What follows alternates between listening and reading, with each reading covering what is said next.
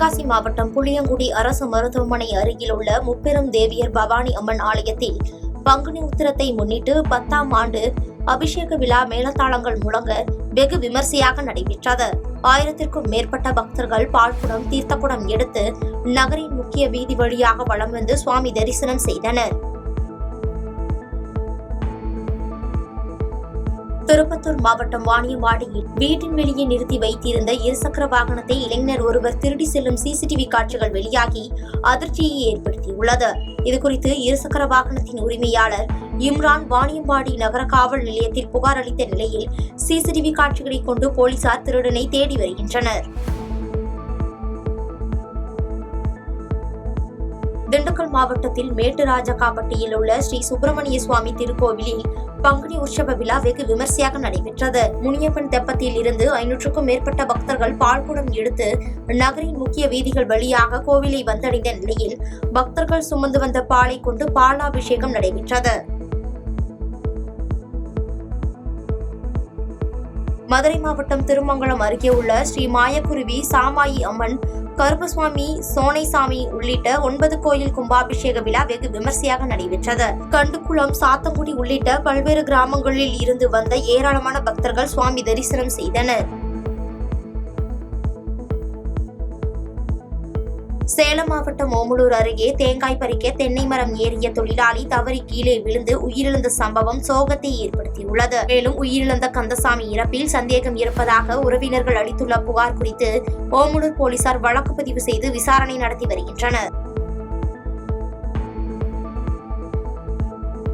விருதுநகர் மாவட்டம் ராஜபாளையம் அருகே சேத்தூர் மேற்கு தொடர்ச்சி மலை அடிவாரத்தில் உள்ள ஆதிபுத்திரம் கொண்ட ஐயனார் கோயிலில் கும்பாபிஷேக விழா வெகு விமர்சையாக நடைபெற்றது. இவ்விழாவில் விருதுநகர், மதுரை, சிவகங்கை, ராமநாதபுரம் உள்ளிட்ட பல்வேறு மாவட்டங்களைச் சேர்ந்த 1000க்கும் மேற்பட்ட பக்தர்கள் கலந்து கொண்டு சுவாமி தரிசனம் செய்தனர்.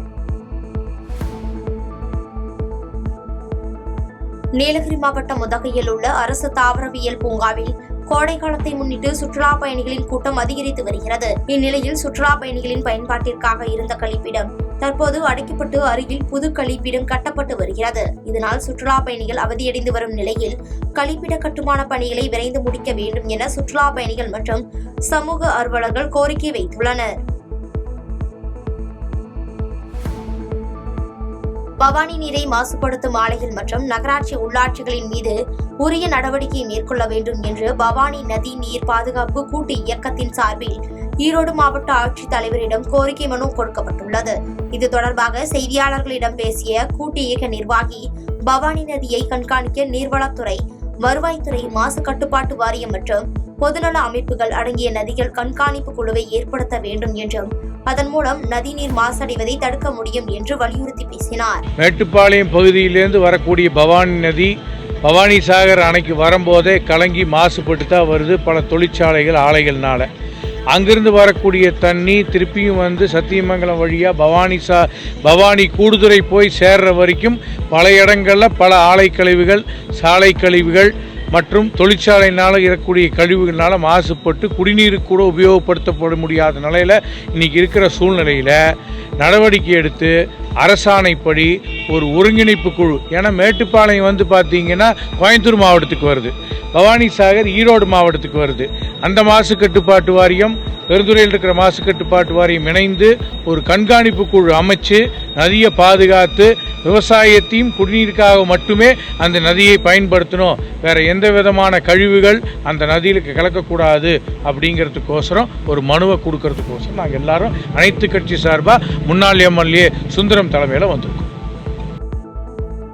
கரூர் மாவட்டம் புலித்தாளையில் ரத்னகிரீஸ்வரர் கோயில் பங்குனி மாத உத்தர தெப்ப உற்சவ விழா வெகு விமர்சையாக நடைபெற்றது. இந்த தெப்ப உற்சவத்தில் குளித்தலை பகுதியை சுற்றியுள்ள ஆயிரக்கணக்கான பொதுமக்கள் கலந்து கொண்டு சுவாமி தரிசனம் செய்து வழிபட்டனர். திண்டுக்கல் மாவட்டம் பழனியில் பங்குனி உத்தர திருவிழாவின் முக்கிய நிகழ்ச்சியான முத்துக்குமார சுவாமி வள்ளி தெய்வானை திருக்கல்யாண வைபவம் வெகு விமர்சையாக நடைபெற்றது. தொடர்ந்து வெள்ளிரத தேரில் 4 கிரி வீதிகளில் சுவாமியின் வீதி உலா நடைபெற்றதில் ஏராளமான பக்தர்கள் கலந்து கொண்டு சுவாமி தரிசனம் செய்தனர்.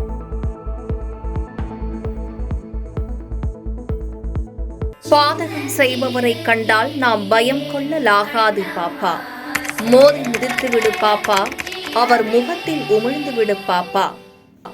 அண்மை செய்திகளை உடனுக்குடன் தெரிந்து கொள்ள இணைந்திருங்கள் எம் நாடு தொலைக்காட்சியுடன்.